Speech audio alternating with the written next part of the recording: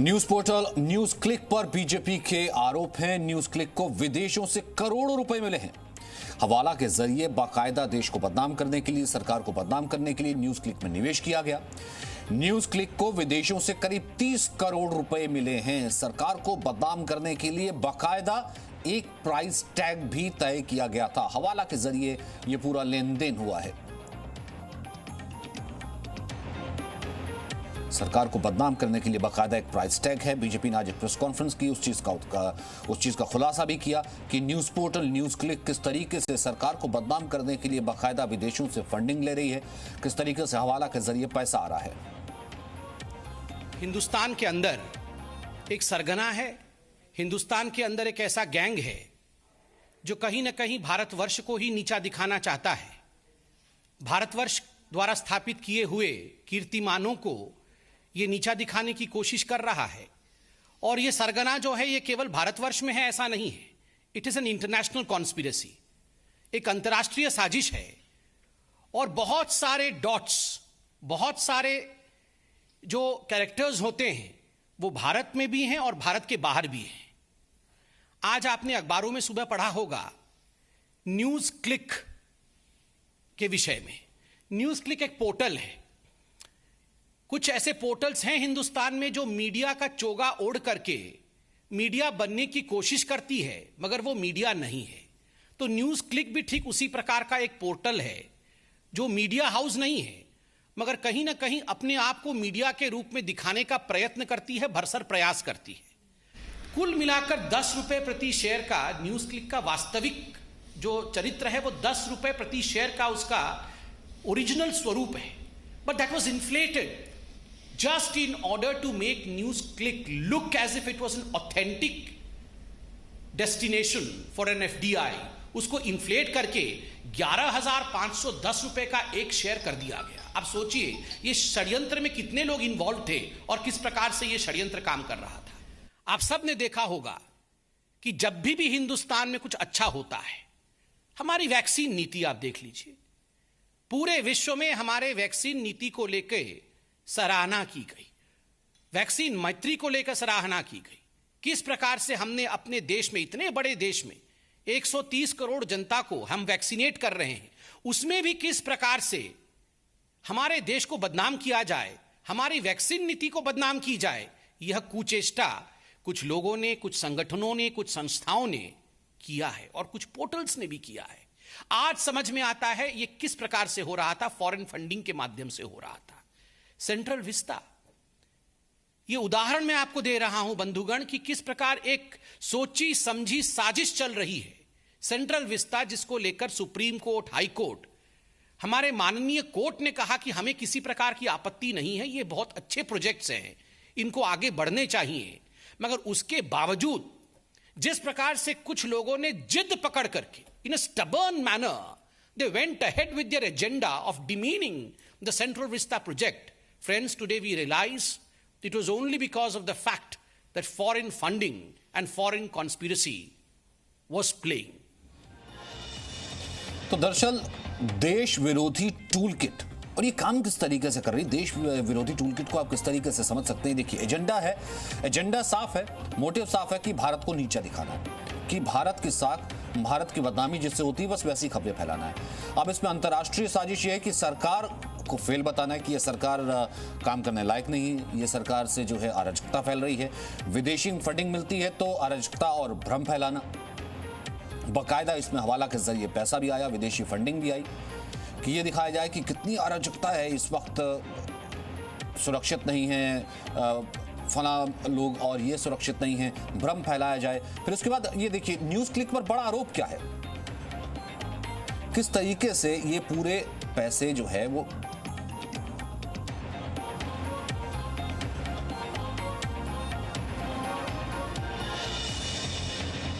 ये देखिए, नॉयम रॉय सिंघम WNPP को पैसे दिए, फिर उसके बाद चीन का एजेंडा चलाने वाला WNPP को पैसे दिए, और उससे देखिए पैसे कहाँ, पीपी की news click studio private limited को ये पैसा पहुंच जाता है।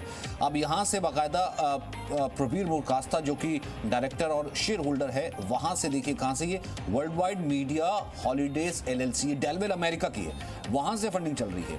9.59 करोड़ FDI के जरिए शेयर दिए गए। कीमत गलत तरीके से, जैसे बीजेपी कह रही कि 10 रुपए जो है वो पहले था, लेकिन इसको 11,000 के करीब फ्लोट कर दिया, 11,510 रुपए शेयर के भाव से जो है इसमें पैसे दिए गए। और अप्रैल 2018 में हालांकि कंपनी बनी है, और कंपनी हमेशा ये घाटे में दिखाई जाती रही है, लेकिन 10 रुपए के शेयर के फेस वैल्यू को 11,510 रुपए का शेयर का प्रीमियम दिखा दिया गया। और ये पैसा कहां से, हवाला के जरिए फंडिंग से आया। जितेंद्र हमारे साथ इस वक्त मौजूद है। जितेंद्र, हम ये देख रहे हैं कि किस तरीके से ये पूरा ग्राफ है, कहां से पैसा ट्रेवल करता आता है। मुझे इसके पीछे की पूरी मॉडस ऑपरेंडी, हालांकि बीजेपी जो है तमाम आरोप लगा रही है, ये कैसे 10 रुपए का शेयर 11,510 में हो जाता है, और जो पीछे फंडिंग कर रहे थे वो लोग कौन है और उनका मोटिव क्या था फिर? देखिए सचिन, ईडी ने जो जांच की है और जो मनी लॉन्ड्रिंग के तहत मामला दर्ज करने के बाद सर्चिस की थी फरवरी महीने के अंदर, पीपी के यानी कि प्रबीर पुरकास्ता का जो न्यूज क्लिक ऑपरेशन है, पोर्टल है ये, उस पर जब सर्चिस की थी तो काफी सारे एविडेंसेस कलेक्ट किए गए थे, और उसी में पता लगा था कि किस तरह से विदेशों से फंडिंग हो रही है, और वो सारा का सारा जो पैसा है वो एक तरह से भारत को बदनाम करने के लिए है, और इसी तरीके से फंडिंग आ रही है। इसमें FDI के जरिए भी फंडिंग दिखाई गई है, जबकि FDI के जो रूल्स है उसको तोड़ा मरोड़ा गया है, यानी कि 10 रुपए के शेयर्स को इन्फ्लेट करके 11,000 रुपए के दिखा दिए गए।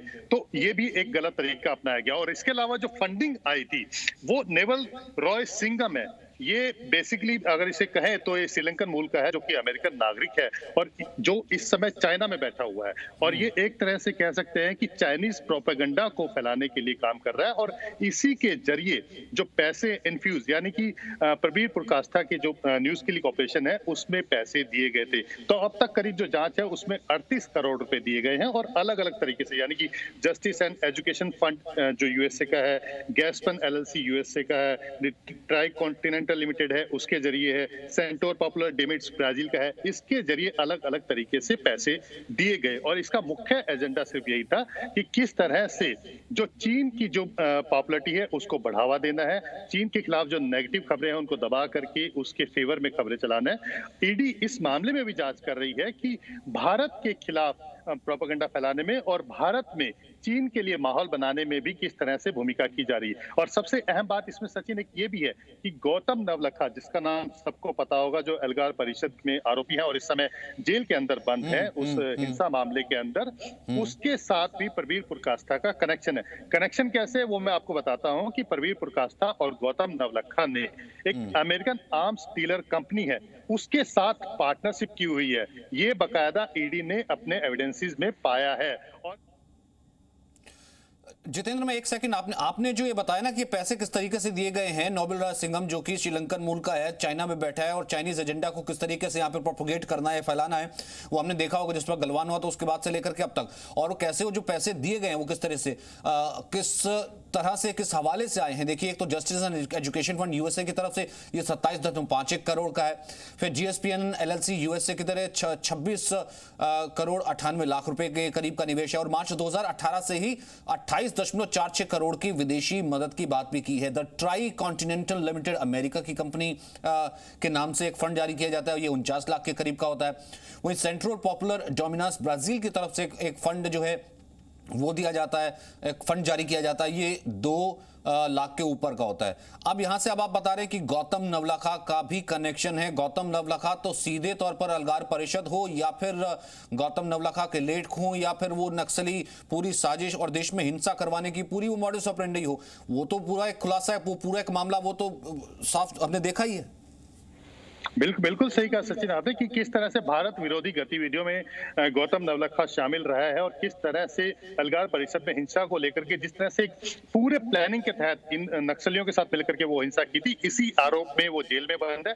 NIA इस पूरे मामले की जांच कर रही है। और जो पैसा प्रबीर पुरकास्ता की कंपनी न्यूज क्लिक को आया था उसमें से 20 लाख रुपए गौतम नवलखा को दिए गए थे। तो ये अपने आप में कनेक्शन बताता है कि किस तरह से भारत के खिलाफ माहौल करने वाले लोगों के साथ ये कंपनी शामिल रही है। इसके अलावा जो जांच हुई है उसमें यह भी पता लगा है कि करीब 50 लाख जो सीपीआई की जो पार्टी है और उसमें जो बप्पा आदित्य सिन्हा है जो कि आईटी सेल को हैंडल करते हैं, उस तक को भी पैसे दिए गए हैं। हालांकि अलग अलग रीजन बताए गए हैं इसको लेकर के जब ईडी ने अपनी जांच की थी, लेकिन उससे संतुष्ट नहीं है और दोबारा से इस पूरे मामले की जांच को लेकर के एविडेंसेस इसमें ईडी कर रही है। लेकिन ये आपको एक नेक्सस बताने में मदद करता है कि किस तरह से जो फंडिंग आई और किस तरह से जो देश विरोधी गतिविधियों में शामिल रहे लोग हैं, जैसे गौतम नवलखा है ना। इसमें एक सवाल एक और उठता है कि भले वो न्यूज क्लिक हो, न्यूज क्लिक की किस तरीके की हवाला फंडिंग के तहत पैसे आना हो, और फिर उसके बाद वो शख्स जो कि अमेरिकी मूल का, श्रीलंकाई मूल का अमेरिकी नागरिक बैठा है चाइना में, चाइना के प्रोपेगेंडा को फैला रहा है, फिर उसको रवि त्रिपाठी, जामा तो पॉलिटिकल पहनाया जाता है ना, भले ये मीडिया का जामा पहन करके इन खबरों को फैलाया जाता है, लेकिन असल में तो उसको जामा पॉलिटिकल पहनाया जाता है ना, और उन हाथों से ट्वीट करवाया जाता है जो ये खबरें या फिर ये प्रोपेगेंडा ओरिजिनल लगे, फिर उनके चेहरे सामने आना भी तो बाकी होगा फिर। बिल्कुल, देखिए इस तरह के कई सारे मामले सामने आपके आए हैं सचिन। आपने देखा है कि टूल किट का मामला आता है और टूल किट में आता है कि कैसे पैकेज बनाकर कैसे चीजों को भारत को बदनाम करने के लिए साजिश रची जाती है और किस तरह से ट्विटर के जरिए ट्विटर पे किस तरह से चीजों को प्रमोट करना है, चाहे वो वैक्सीन का मामला हो, तो भारत भी मामला हो। और ये अभी अगर आप 2017 से देखें तो अवार्ड वापसी गैंग शुरू हुआ था, आपको ध्यान दिया होगा। अवार्ड के बाद और टीमें होती है जो काम करती है और भारत काम करते हैं ये लोग, और इनके सपोर्ट करने के लिए पॉलिटिकल पार्टी भी काम करती है और कई पत्रकार भी काम करते हैं। कई जो पत्रकार हैं चाइना के साथ में। आपको टेक्निकल दिक्कत आ रही है, कुछ ऑडियो में प्रॉब्लम आ रही है, मैं वापस आऊंगा। तो यहां पर अगर ये जांच चल रही, देखिए जितेंद्र, एक मैं संक्षिप्त में आपसे जानना चाहूंगा, यहां से ईडी मनी की जो जांच है, जो जिसे कहते हैं एनफोर्समेंट डायरेक्टोरेट का पैसा कहां से आया, हवाला का पैसा था या कहां से पैसा था, और वो पैसा कहां यूज हुआ, इसकी जांच तो कहीं ना कहीं ईडी कर सकती है, लेकिन असल में वो पैसा एट द एंड यूजर किसके हाथ में जा रहा है, और कौन से ऐसे सफेद पोश है, व्हाइट कॉलर है, जो कि न्यूज क्लिक या बाकी इस तरह की चीजों की आड़ में उन चीजों को बढ़ावा दे रहे हैं, उस खुलासे का या उस जांच का क्या फिर?